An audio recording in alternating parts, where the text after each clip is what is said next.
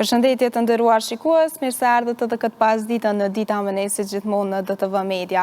E sot do diskutojmë rreth testit të maturës dhe para përgatitjes se cila duhet të jetë ajo në vend dhe sigurisht gjithë procesin e testit maturës si shkon dhe pikërisht për të diskutuar këtë temë kam nderin ta kem sot në lidhje direkte mësimdhënësin Mërgim Teplani, cili është mësimdhënësi e lëndës së gjeografisë, i cili do të na tregojë gjithçka edhe mbi testin në pjesën e lëndës së gjeografisë, si ka shkuar për pilimin e pyetjeve krejt këto.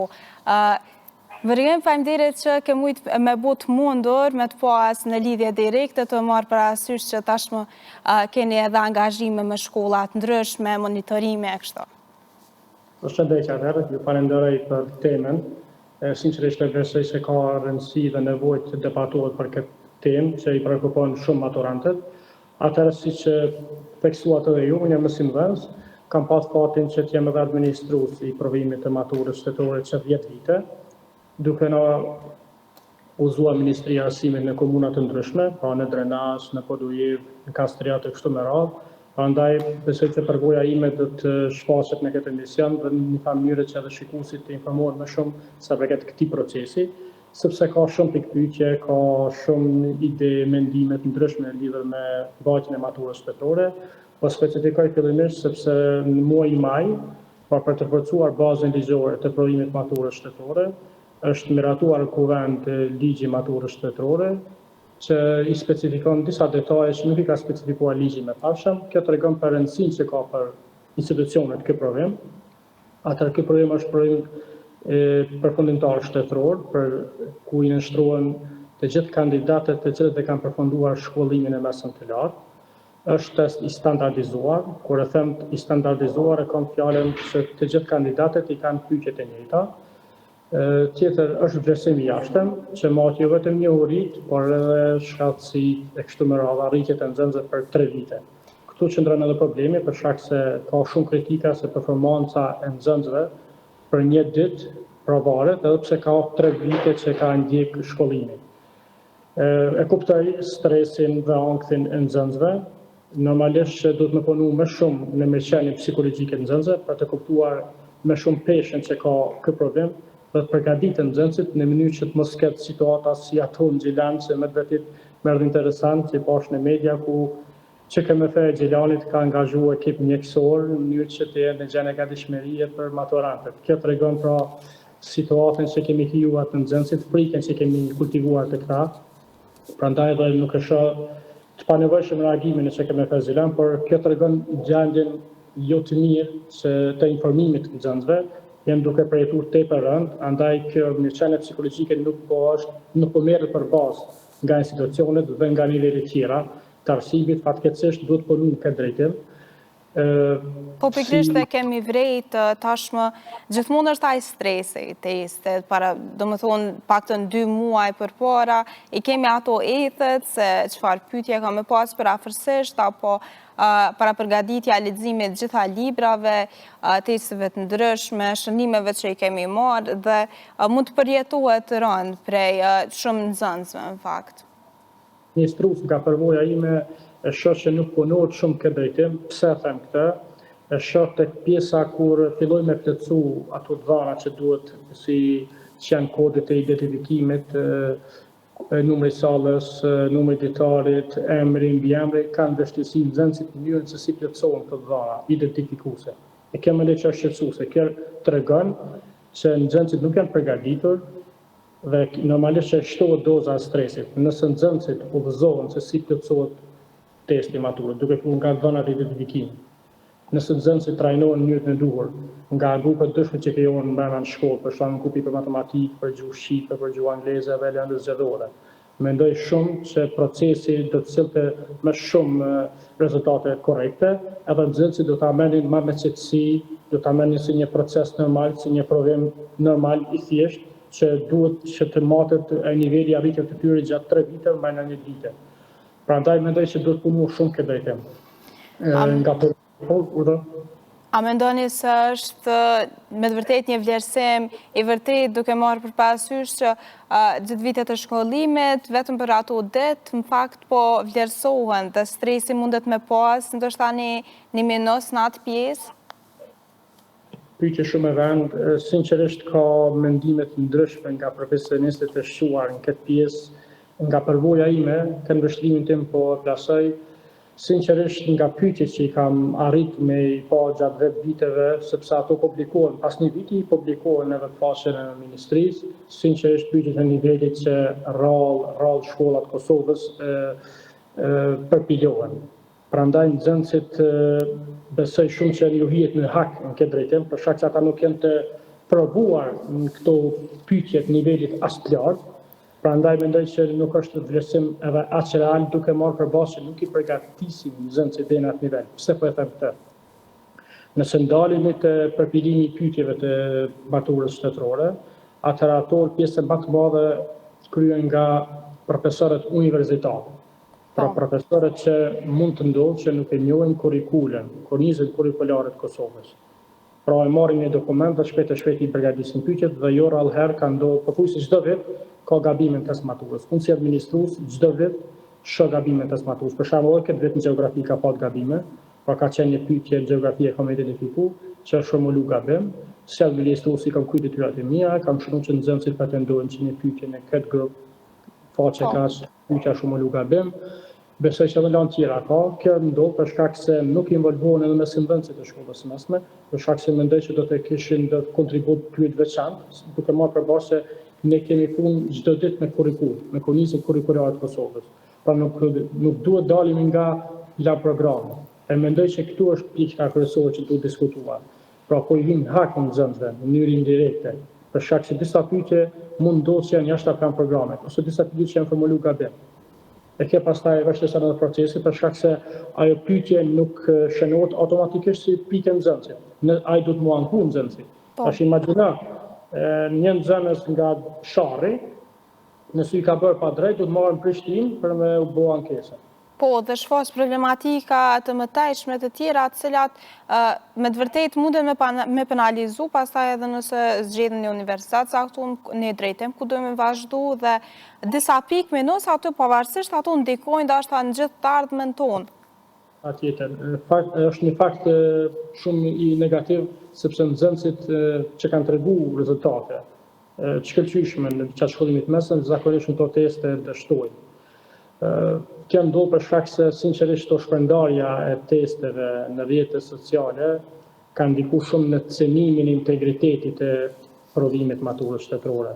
Është punuar shumë këtë drejtim trajnimin e administruesve, megjithatë duhet investuar edhe më shumë qoftë në teknologji, pra në detektor metalik apo bllokues të valve, nëse dëshirojmë që ta eliminojmë kopimin masiv.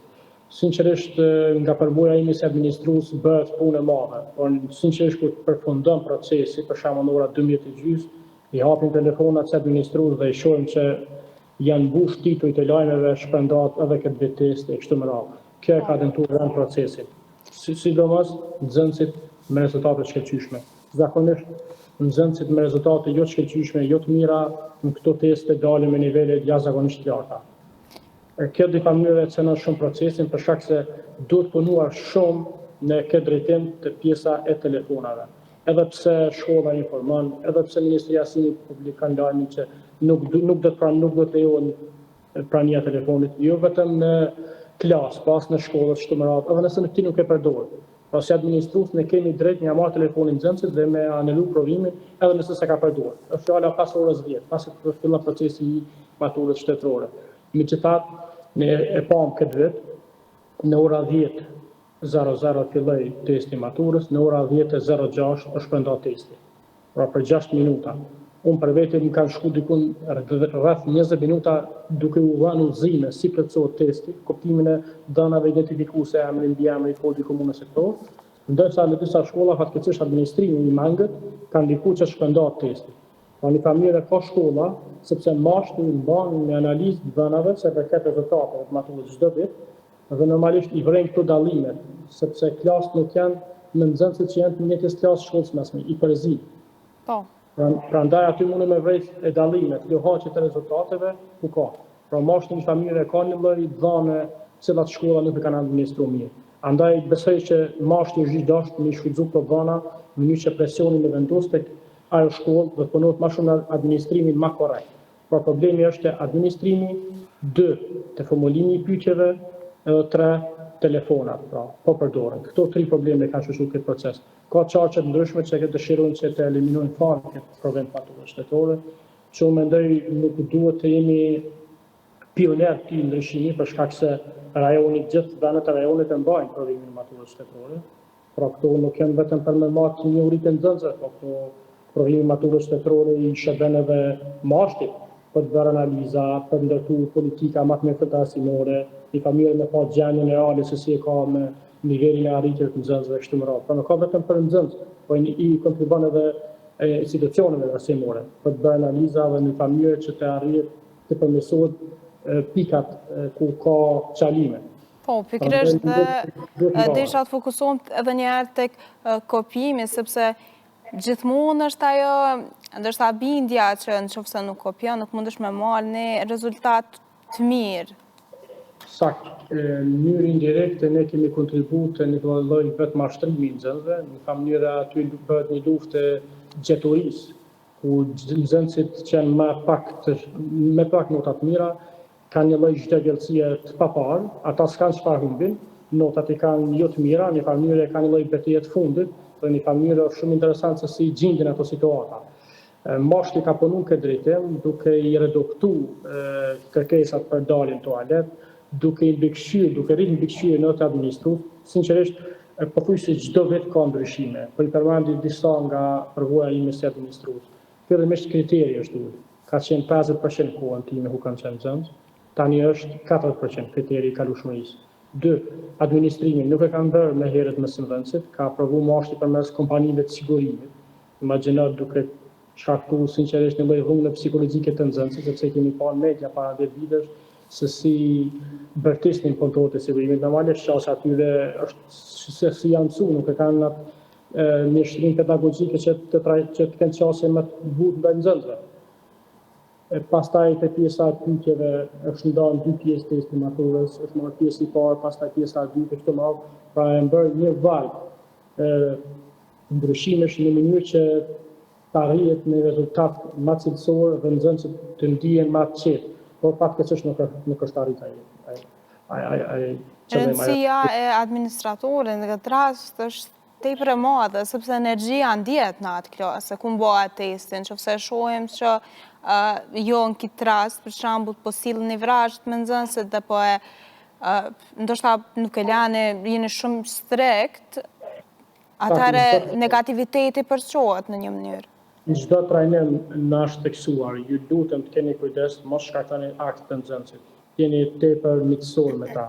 Është pamundën që ta keni përballë me miqësinë psikologjike të tyre. Për vetes administrues gjithë ju them, punoni në mënyrë të pavarur. Unë jam si lloj ofrues i garancisë që ju nuk keni me pat asnjë interferim nga jashtë, nuk ka më përdor asnjë telefon, nuk do të keni pengesa. Po do të keni një lloj lirie që njohuri që i keni ti transmetoni në letër. Një familje mundohem që t'ja largoj qatë stresin pa pamë që e kanë. Sinqerisht është e vështirë gjysmë orën e parë, po pastaj një familje nxënës që dinë vete. Po mendoj që duhet me punu më shumë këtë drejtim, edhe shkolla, edhe ministria, edhe DKA, që të kontribuojnë që nxënësit t'ju upskillojmë këtë anjë që janë të përjetuar që po reflektohet fatkeqësisht edhe në rezultate. A keni pas raste pikërisht edhe këtë radhë me po nxënës cilët i ka kaplu ankthi dhe ndoshta ka ndiku keq në testimin e tyre?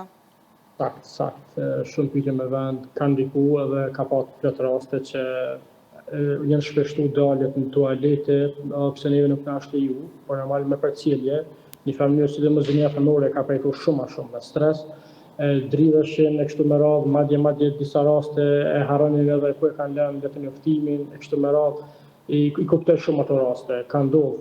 Fatmirësisht nuk ka pas raste kështu shëndetësore kështu me radhë, edhe pse mora rastin e Xhilanit që ka qenë gjë gatishmërie, megjithatë te nxënësit është vërejtë, sepse te leximi i tekstit në gjuhë shqipe për shembull, janë disa faqe tekst që mbas aty në teksti, pas atij teksti ka shumë pyetje. Dhe në pyetje megjithatë nxënësit hezitonin edhe me lexu. Nuk mundeshin të koncentroheshin në lexim. Pra ka pa plot raste ku një familje pyqet më shumë, përgjigjet janë dhe më shumë me hamendësime, se sa me analizë. Një familje kishte presion prej kohës, sepse kanë kohë mjaftueshme. Janë diku 150 minuta, pra është 2 orë gjysmë. Megjithatë, kanë diku që të ulet performanca e suksesit tyne, sepse stresi, ankthi nuk i ka lënë hapësirë që të mendojnë qetë, edhe një familje të rikujtojnë ato që i kanë mësuar. Shumica përgjigjesh që kanë vërejtë që administrues kanë thënë më shumë e mënyrë emocionale, jo mënyrë analitike. E vreja dhe e kanë vrejtë edhe kolektivi administrues këtë fakt, fatkeqësisht. Më vjen mirë që e përmendët edhe kohën, për shkak se shpesh edhe mu e kumë bëndu kështu si pyetje, si kuriozitet, pra a mjafton realisht ajo kohë me analizu çdo pyetje, dhe sidomos edhe problemet matematikore, krejto, pra a mjafton realisht ajo 2 orë gjysmë? Po, patjetër, po, e kuptoj shumë mirë pyetjen. Nuk, nëse referona përvojës sime, është shumë interesant, pothuajse 2 deri në 3 nxënës maksimum kanë ankesa për kohë. Në çdo vit që administroj, 2 maksimumi 3 nxënës kanë ankesë për kohë, që unë e kuptoj aspekti që kemi të bëjmë me problemin e menaxhimit të kohës. Sinqerisht besoj që si kohë është mjaftueshme, duke marrë parasysh që janë 100 pyetje dhe ju dedikohen 150 minuta. Pra një familje më shumë se 1 minutë për pyetje. Ka ankesa nxënësve, po mendoj që janë shumë minimale dhe besoj shumë fuqishëm si nga përvoja ime edhe qoftë si nxënës që kam qenë edhe si administrues tani edhe si profesor, është kohë mjaftueshme. Nuk kem nevojë për ankesa, edhe pse na shton nga ministria që nëse nxënësit kanë kërkesë që nevojitet 10 minuta, 15-20 minuta, lejojnë, edhe kemi praktikuar këtë. Në familje nuk i kemi bërë presion nxënësve që dozo testin. Edhe pse në disa dokumente thuhet që duhet me dozu vetë nxënësit testin në momentin që kryet afati, megjithatë qëllimi ka qenë mirëqenia psikologjike e nxënësve. Nuk ka ndodhur sa kam përvojë unë që një nxënës të mirë testin pasi ka përfunduar. Derisa ai domethënë vetë ka dozu testin. Edhe do të gjatë një shtyp zakonisht 12-40-50 depresin. Për shembull tani në isha të Mitrovic, ka ndodhur diku deri në gjysmë ore që ka pritur në dhënë nxënës. Ka pa për probleme shëndetësore. Edhe një familje ka mirë kuptuar administrues, deri në gjysmë ore kemi pritur nxënës. Po. Pra këto pjesa kyçe është menaxhimi i kohës dhe parapërgatitja në fakt, sepse e përmendëm edhe në fillim që kemi pasur nxënës cilët edhe nuk i kanë pasur të qarta instruksionet se si shkon tash fillimi i plotësimit dhënave kryesore. Me të drejtë të tekstuar. Pra një familje i kemi hyrë hakat 20 minutën e parë të pjesa e udhëzimeve, edhe pse me rregull nxënësit 1 orë përpara testit duhet të jenë te shkolla, në ora 9:30 duhet të jenë në klasë, megjithatë, të sharimet e nevojshme deri në 10:20, pra rreth 1 orë vetëm sharime ka. Po prapse atë minutazh që kemi shpenzuar tek dhënia e instruksioneve apo udhëzimeve për plotësimin e dhënave identifikuese e kemi kompenzuar duke e shtyrë në pjesë testime për ata nxënës që kanë pasur vështirësi. Megjithatë, vlen të ceket që vazhdimisht procesi i administrimit ka disa probleme të flet përgjigjet, janë ato pjesa me ngjyrë të kuqe që vendoset te lexuesi optik, që është pjesa më e rëndësishme e testit, ka pat mungesa, pra ka ndodhur që rasti deri në gjysmë ore zhvonuar nxënës që pra për test, pra nuk ka pat flet përgjigjet. Një familje pjesa e pyetjeve është dëruar, por një familje nga flet përgjigja ka munguar. Domethënë një familje indirekt ajo është dëmtuar nxënësin. Megjithatë, si administrues kam qenë tepër korrekt, duke u ofruar mbështetje emocionale, duke i ofruar garanci që do të kompenzohet në kohë. Dhe fatmirësisht nuk ka pat asnjë ankesë nxënës në lidhje me pjesën e kohës. Kjo më bën shumë qetë. Ankesat kryesisht nxënësve kanë qenë të lënda matematikës, pra nuk i kemi ushtruar me mesimdhënës. Kishim pas dëshirë që të kemi më shumë orë shtesë, orë plotësuese që me arrit objektiva. Pra kryesisht pra në matematikë kanë qenë ankesat nxënësve. Pra nuk e kemi prit këtë lloj niveli pyetjeve, kemi prit më shumë nga mësimdhënësit që kanë na trajnuar çdo mëra. Pra ankesa kryesore të matematika. Gjuha angleze qëndrojnë në një mos mesatare të kënaqshme, edhe gjuhë shqipe, matematika është niveli shumë i ulët i rezultateve. Aty e marrin stresin. Fatkeqësisht shumica e nxënësve që i kanë parë në matematikë nuk është analizimi. Vetëm me hamendësime, prandaj është reflektuar në rezultat. Cila është formula që ju rekomandoni për me plotësu testin që përmarim para përgatitemi në një mënyrë perfekte, por si ta plotësojmë testin në një mënyrë ta menaxhojmë kohën dhe ta anashkalojmë ankthën. Sakt. Një mënyrë motivuese që me forcu vetë besimin nxënësi është mirë, i kam adresuar edhe nxënësve ku kam qenë si administrues, që pyetjet që i din 100% sakt, aty fokusohu. Për shembull, nxënësit përveç që kanë gjuhën shqipe obligative, gjuhën angleze dhe matematikën e kanë një lëndë zgjedhore. Pra ndikon 25 pyetje nga lënda zgjedhore. Prandaj ju them, ju udhëzoj, fokusohuni te lënda zgjedhore, me qenë se keni zgjedhur vetë, jeni përgatitur më shumë këtë lëndë, përgjigjeni këtyre pyetjeve, mos u humbisni kohën, në mënyrë arrini një lloj vetbesimi, edhe në mënyrë arrini një lloj nxehtësie trurit. Pastaj është në pyetje tjera jetë më i përgatitur edhe në lexim edhe në analizë. Jo vetëm me radhë, shiham se nuk kishin një lloj strategjie apo për me menaxhu kohën. Fokusoheshin fillimisht sipas radhës, si gjuha shqipe, pastaj matematika. Në mënyrë u dërmonin, u stresonin edhe më shumë para se të shkonin në lënda zgjedhore. Po mendoj që strategjia më efektive edhe si nxënës e kam praktikuar edhe si student, zila më e mirë, strategjia më e mirë është që pyetjet që i din sakt 100% aty spari fokuson. Pastaj këto tjera, në mënyrë që ndikon në ngritjen e vetbesimit. Edhe je më i qetë, në mënyrë shmangat stresin momental që e ke. Se normal e kuptueshme është si çdo nxënës, po ne trihet kemi stres kur kemi ndonjë inspektim kështu me radhë. Megjithatë mendoj që hap shumë i mençur i nxënësve është që sparit fokusohen te pyetjet që i din 100% sakt, le të lexojnë ato, po fokusi që të lënda zgjedhore. Madje shkohet te gjuha angleze, madje te gjuha shqipe, këtë në fund matematikë. Sepse matematika kryesisht ndikon shumë në rritjen e stresit tunë dhe në mënyrë ja ul vetbesimin. Pastaj nxënësi në mënyrë ka rasti kur vetë shikon, në mënyrë edhe mediton se për këto 3 vite çka ka bërë. Edhe pse është vonë atë ditë, po megjithatë që ndikon në shfrytëzimin jo racional të kohës. E mendoj që duhet me ekonomizu apo racionalizu kohën në këtë mënyrë. Apo duke u bazuar fillimisht në përgjigjet që i din sakt. Pastaj dal nga dalë në lëndë tjera. Cila është mënyra më e mirë që të bëjmë para përgatitjet për testin, sepse e din që gjatë këtyre 3 viteve duhet mësojmë në mënyrë sistematike, pra të mësojmë në mënyrë logjike, por si të rikujtojmë dhe si të mësojmë prapë ato në një mënyrë për të përgatitur për testin? Pyetje shumë e rëndë. Nga përvoja me disa nxënës që kam parë në diskutimin me ta, më kanë thënë që kanë shkuar në trajnime. Unë për vete, qoftë si nxënës, qoftë si student, tani si nxënës është ndryshe. Ka shumë qendra trajnuese që organizohen në qendra komunale, gjithashtu edhe ka kolegje private që organizojnë ato. Porosia ime është që të ndjekin çdo trajnim, çdo organizim që bëhet nga kolegjet private, nga shkollat, nga qendrat trajnuese dhe private dhe me pagesë, normalisht që kushtojnë disa, megjithatë ja vlen për shkak se e ndikon në uljen e stresit. Si vend, për nxënësit që nuk i kanë kushtet, kanë mundësi që të futen në faqen e mashtit, i kanë testet viteve të kaluara, në mënyrë i familjarizon ata nxënës me nivelin e pyetjeve. Për shkak se pyetjet që i bën në gjatë shkollimit mësimtar janë nivelet shumë të ulët, kuptimin e ndërlikueshmërisë, komplikimit e kështu me radhë. Niveli i lartë mendurin kryesisht në pyetjet e testit maturës. Prandaj mendoj që duke u angazhuar në kurse të qendra trajnuese që kanë në çdo komunë, duke u angazhuar në organizime që i mbajnë kolegjet private, duke u angazhuar në trajnimet, orët shtesë, plotësuese dhe shtuese në shkolla, duke u angazhuar tek shletimi i testeve të viteve paraprake.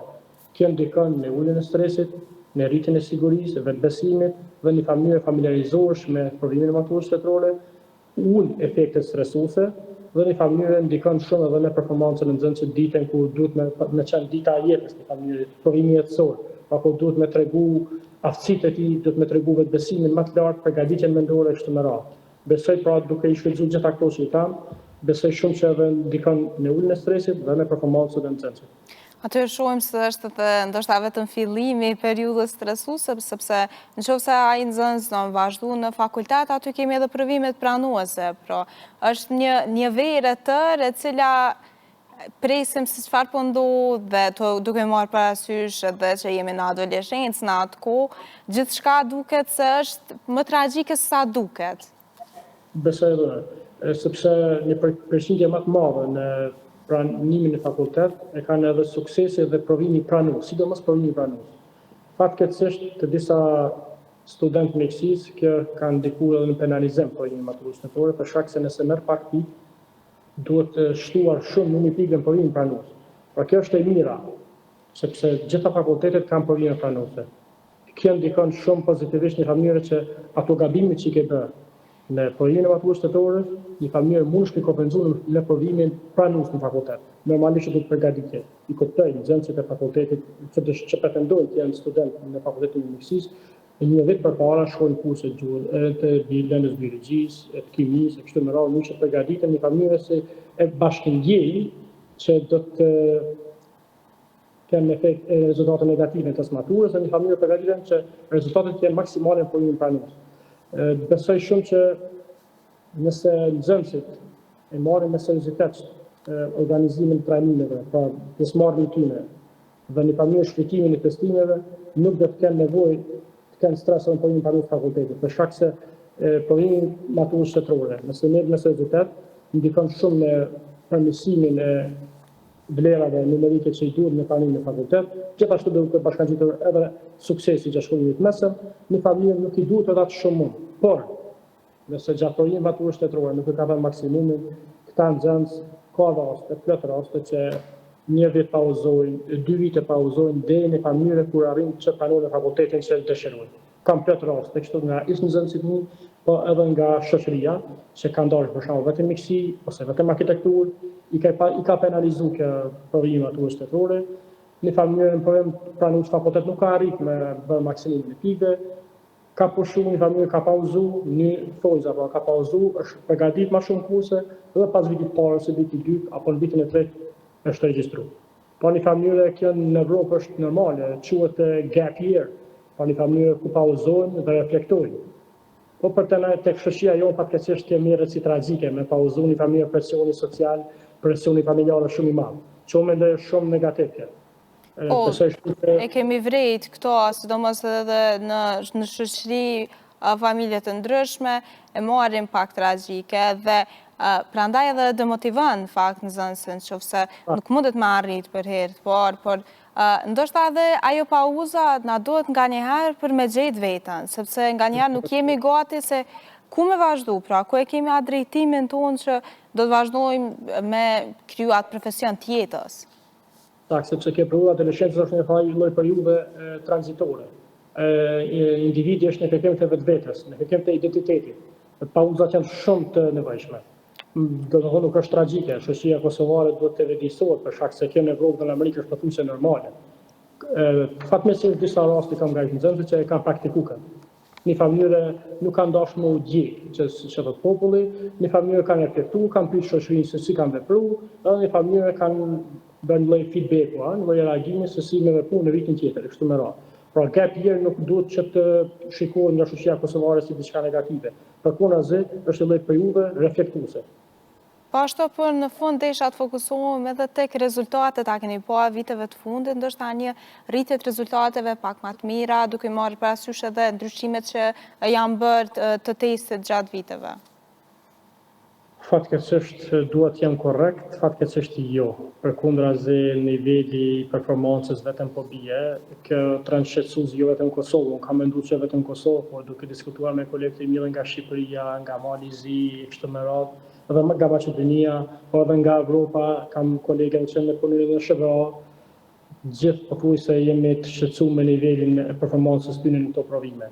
Do të thotë është një trend shqetësues, pra trendi nuk është duke përmirësuar rezultatet, por përkundrazi kemi rënë në përqindjes të kalueshmërisë, kemi rënë në përqindjes të rezultateve, sidomos matematik, rezultate nuk tepër shqetësuese. Që mendoj që DKA-t dhe mashti duhet të shfrytëzojnë këto dhëna dhe të intervenojnë. Pse mandenda matematikës ka kaq shumë rezultate të ulta? A nuk është atraktive si lëndë, pyetjet ndoshta nuk janë përputhje me plan programin, pra me kurrikulin lindore kështu me radhë, pra është shqetësuese. Sinqerisht si mësimdhënës nuk ndjej mirë sepse tani shumë shpejt do të publikohen këto dhëna të rezultateve të tezit maturës dhe do të shohim që sinqerisht me krahasim me vitet paraprake vetëm kemi rënë. Dhe kjo është shqetësuese me deri në këto dhëna do të më shfrytëzoni që në vitet pasuese të përmirësojmë këto rezultate. Çdo vit pothuajse është i njëjti skenar, fatkeqësisht, do të rënjë niveli të përqindjes në rezultateve, sidomos në matematikë. Normalisht të gjuhën gjithë qëndrojmë mesatarisht të kënaqshëm. Thashë edhe më herët, matematikë qëndrojmë mes e keqe, nivel vendi. E dim që zakonisht ajo lënë nuk është ajo e preferuara, por duke marrë parasysh edhe para përgatitjen bëhet nga mësimdhënësit dhe ndoshta kursët, kjo në nivel vendi me shku në vetëm poshtë është pak shqetësuese. Besoj duhet më ndërhy, pra në mënyrë po i dim atë diagnozën, duhet më ndërhy. Sidomos në matematikë, pas rezultatet do të jenë shumë më të kënaqshme, edhe për shoqërinë edhe për institucionet. Në mënyrë këto rezultate janë një lloj treguesi, janë një indikator që ku ka problemi. Prandaj duhet të shkruajmë mashti për me ndërtu politikat asimore më të mirëfillta. Dhe rrjedhimisht do largojmë atë ankthin e cili na përcjell të njëjtën fakt, sepse vazhdojmë edhe në fakultet, i njëjti ankth na paraqet me një test që pse e kemi dhe domethënë paraqitemi, mundohemi të përgatit, por kur vije puna me shkruan ndoshta edhe emrin, numrin e ID-s, drejt e dora. Saktë, kjo është efekt stresuese, se një familje do të menaxhojë çën e fëmijëri. Nëse nuk menaxhohen, pastaj do të shoqërohen gjatë jetës fatkeqësisht. Prandaj me përgatitje, me një lloj qetësie, besoj shumë që do të evitohen këto. Por duhet një seriozitet, një përkushtim, një disiplinë. Pa këto nuk besoj që do të arrijnë këto, të shmonin këto efekte stresuese. Atëherë faleminderit shumë që ishit sot dhe mund të në lidhje direkte e bët këtë të mundur, duke marrë parasysh që jeni ende në proces, pra duke munduar me ndihmu gjithmonë nxënësve më shumë. Ju falenderoj shumë për temën, ju falenderoj shumë për kohën dhe diskutimin dhe ju uroj një ditë të mbarë dhe suksese në emisionin tuaj. Faleminderit shumë. Ditë mbarë. Dash shikues, ka që kishim për sot, mos harroni të riktheheni nga hëna në të premten nga ora 17 çdo pasdite, e deri në takim në radhës, mirupafshim.